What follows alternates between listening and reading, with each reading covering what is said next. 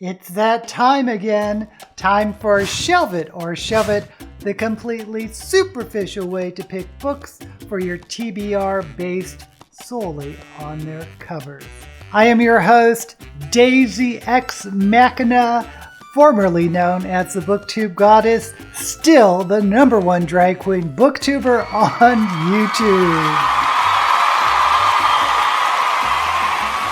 As usual, I'll be looking at young adult, science fiction, and fantasy new releases on Goodreads for the month of April to pick for my May TBR. And I'll probably just be picking one book. So let's get started. And first up is Divine Rivals by Rebecca Ross. There's a little tagline: no god, no creature, no war can come between them. I'm not a huge fan of this cover.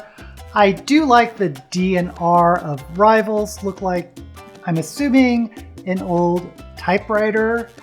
Honestly, this cover doesn't do anything for me. There's a black background with these sort of sad blue flowers leaking pollen, maybe.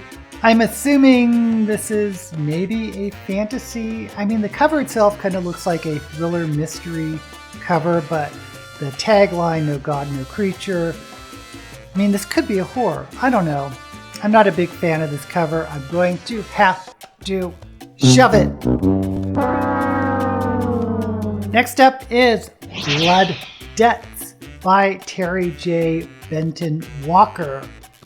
And it's a cartoonish type cover with a interesting looking couple. One's holding a skull, one's holding a candle. It kind of looks rom-com-y, but I'm sure maybe there's some type of supernatural twist. There are witches or warlocks or something. I don't know. I'm okay with the illustration, but it's just not wowing me. It doesn't have that pizzazz that makes me have to read this book. So I'm going to have to shove it. Next up is This Delicious Death by Kayla Cottingham. Best-selling author of Dearest Darkest. Don't know it. I kind of like the title. I kind of like this cover because I'm definitely getting either zombie or cannibals, so I know it's going to be horror, but there's something humorous about it because this person's hand is carrying a cooler.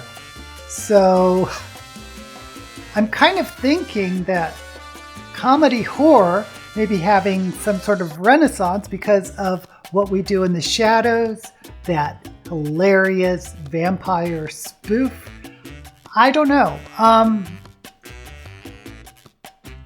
kind of curious about this cover, and I'm thinking zombie, but I really want to read the blurb. That's what makes a good cover, when you really want to read the blurb. So I'm going to go ahead and shelve it. Next up is Forget Me Not by Allison Derrick. I don't like this illustration. I mean, I appreciate how detailed it is. It looks like this woman's head, and then maybe this is a memory because there's two people on top of her head, one's falling. But I don't like the color scheme. The illustration, I don't think it's that good. And I don't like it. I just don't like it. And no. If you like this cover, let me know, because I do not like it at all. I'm going to have to shove it. And finally, in young adult, we have Spellbound by F.T. Lukens. I like it better than the previous cover. It's okay. This is some young adult, fantasy, contemporary, horror, maybe. I'm really not drawn to this illustration. The couple may be intriguing. I don't like young adult romance, so I'm not drawn to that aspect of it. I'm going to have to shove it. Now we move on to science fiction. And first up is In the Lives of Puppets by T.J. Klune. And there's a tagline, a real boy and his wooden heart, no strings attached. Now, why is this in science fiction? I almost want to say robot, but wooden heart feels like more of a fantasy. I'm getting Pinocchio vibes. I'm sure this is inspired by Pinocchio. And it's weird because there's been a lot of adaptations of Pinocchio or remakings of Pinocchio lately. Why? I don't know. I have to tell you, I was a big fan of House on the Cerulean Sea. See the review up here. But I was not a huge fan of Under the Whispering Door, which I'll have up here too. And I liked his middle grade novel, The Extraordinaries, but then he moved into the adult space. And I really enjoy the middle grade voice he brings to writing. Post. So that is a long preamble to get to the cover, which I like. I like the cover. I like the trees. I like the tree houses, the little house at the bottom. I'm curious how this is Pinocchio-esque and fits in science fiction. I have a feeling they messed up the genre, but I could be wrong. I'm going to be curious enough to shelve it. Next up is Camp Zero by Michelle Min Sterling. And there's a little thing that says read with Jenna. I have no idea what that means.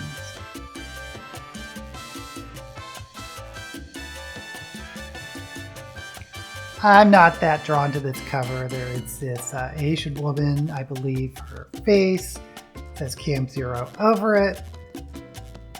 I'm getting maybe winter gear. So mountain climbing, a planet that's ice. Not really drawn to it. I'm going to have to shove it. Next up is Ascension by Nicholas Binge. And the font is interesting. Everything else I don't like. I guess this is supposed to be a mountain peak, ascending a mountain. And there's this very almost blue-purple sky. I don't know what it's about. Are you ascending a god? Is this ascending a mountain? Actually, the other one could have been a mountain too. I am just not interested in mountaineering books. I've been burned by mountaineering books before, so let's go ahead and shove it. Next up is Some Desperate Glory by Emily Tesh. And there's a recommendation by Tamsin Muir, who I really respect as a writer. The cover itself, I'm going to assume this is a scene maybe from a spaceship because there's this planet behind this figure of a woman and she's going through the doors, and it's kind of neat because the way the doors open looks like she has wings. I like the cover. I don't love the cover, but you know what's tipping me is this recommendation by Tamsin Muir. It's tipping me enough that I'm going to go ahead and shelve it. And finally, in science fiction, The Thick and the Lean by Channa Porter. What a weird cover.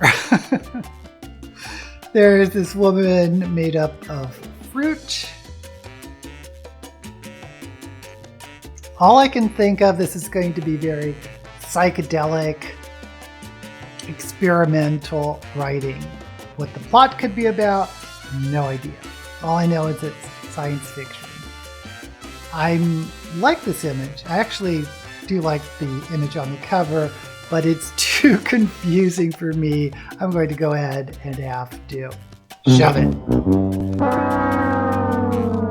And now we move on to fantasy. And first up is a book I've read, Tress of the Emerald Sea by Brandon Sanderson. And I find this really annoying because I bought the 4 Sanderson secret books a year ago, and instead of really getting any sort of discount, I just bought the book early. Maybe I read it a month earlier than everyone else. Doesn't seem like that much of a benefit having paid for a book a year ago, not even knowing what the books were about. So anyway, if you want to read Tress, I'll have a link up here. I think the cover is too dark. A lot of this green and yellow isn't my favorite style. The illustration's okay. I probably would pass this if just looking at the cover, but I've already read it, so I'm going to pass it anyway. Moving on. We have Untethered Sky by Fonda Lee. You know, I was a huge fan of the Greenbone saga made up of Jade City, Jade War, Jade Legacy. So I'm very curious about her new novel. The cover, I wish it was more vibrant. I mean, I like the illustration. It looks like this woman in a chariot with this huge bird flying over her. It just, the colors are kind of muted, so I'm not a big fan of that. I'm a big fan of the author. Gosh, the cover, it's okay, but I don't care. Just based on the author, I'm going to go ahead and shelve it. Next up is The Bone Shard War by Andrea Stewart. I think I've heard of this before, or I've heard of the Bone Daughter. Is that it? Not to be confused with The Bone Doll's Twin, which is a fantastic book, but that's a different author, different thing. Anyway, I believe this is a sequel, and I don't like this type of cover that much. It's not telling me really much about the story. It's just some images around the title, and just not a fan of this type of cover, and I believe it's a sequel. So I'm going to have to shove it. Next up is The Remarkable Retirement of Edna Fisher by E.M. Anderson. I have to tell you, I love the title. The cover isn't that interesting. There's a silhouette of a guy with a sword and a dragon. Actually, it looks like a modern cityscape, so I wasn't expecting that contemporary aspect to this. So I wonder if this is a portal fantasy that Edna Fisher retires and goes to a fantasy land. Reminds me of Terry Brooks' Magic Kingdom for Sale Sold. But this seems like it should be humorous just by the title.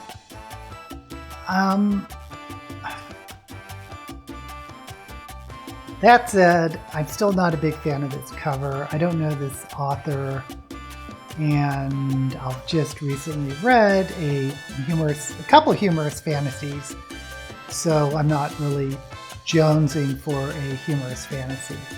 So for those reasons, I'm going to have to shove it. And finally, in fantasy is A Flight of Shadows by Kat Howard. And it's a very simple cover, black with the title in white, and these grayscale branches coming out and grabbing the title.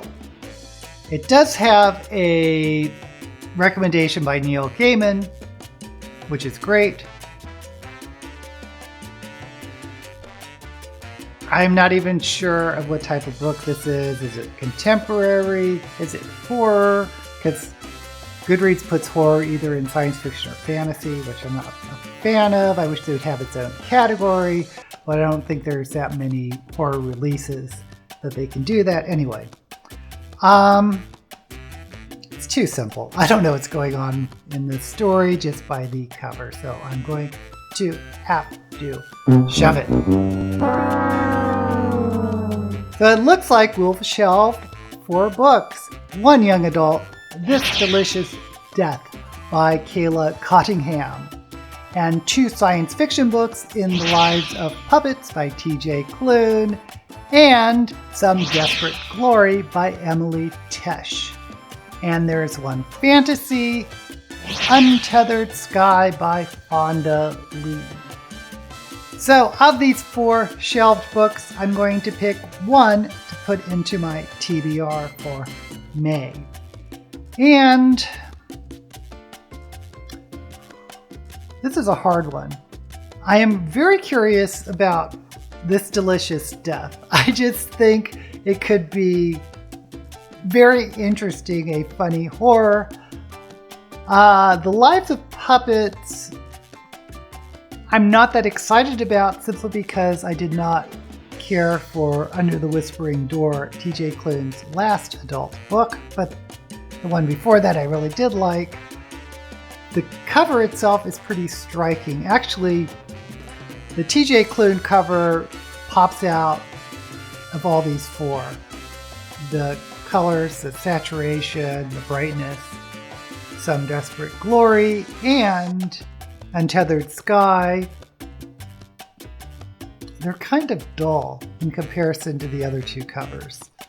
So I'm going to say no to both of those, just based on the cover. They're just not vibrant enough compared to In the Lives of Puppets and This Delicious Death. So, oh goodness. I was just talking about wanting to read more horror in a horror comedy. You know what?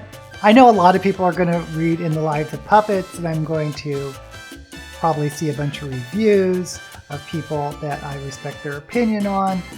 And I'm so curious why it is under science fiction.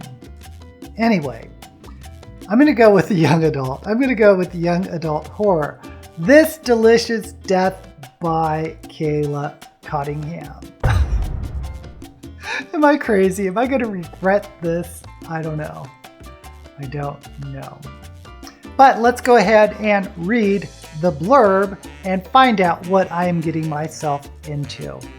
4 best friends, 1 music festival, and a cooler filled with human organs. This summer is about to get gory. Jennifer's Body fans will clamor for this new sapphic horror standalone from New York Times bestselling author Kayla Cottingham. 3 years ago, the melting of Arctic permafrost released a pathogen of unknown origin into the atmosphere, causing a small percentage of people to undergo a transformation that became known as the hollowing. Those impacted slowly became intolerant to normal food and were only able to gain sustenance by consuming the flesh of other human beings. Those who went without flesh quickly became feral, turning on their friends and family. However, scientists were able to create a synthetic version of human meat that would satisfy the hunger of those impacted by the hollowing.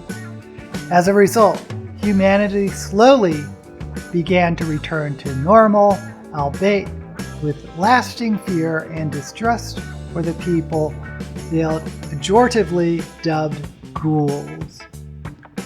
Zoe, Celeste, Valeria, and Jasmine are all ghouls living in Southern California. As a last hurrah before their graduation, they decided to attend a music festival in the desert. They have a cooler filled with hard seltzers and sin flesh and are ready to party. But on the first night of the festival, Val goes feral and ends up killing and eating a boy. As other festival guests start disappearing around them, the girls soon discover someone is drugging ghouls and making them feral. And if they can't figure out how to stop it, and soon, no one at the festival is safe. I can't wait to read this. I love the whole premise of the zombies that can cure themselves by eating synthetic flesh. And then these 4 girls go to, it sounds like Coachella or Burning Man, that type of festival. And things start going crazy. It's a girl eat girl world, as the cover said. So I kind of hope this is over the top in terms of the horror and comedy. And I could almost imagine it as some type of Netflix miniseries just by reading this blurb. So we'll see how it goes. But I want to know what books you would have picked based solely on their covers. Do you agree with me or do you not? Let me know in the comments. And until we meet again, may all the books you read be blessed.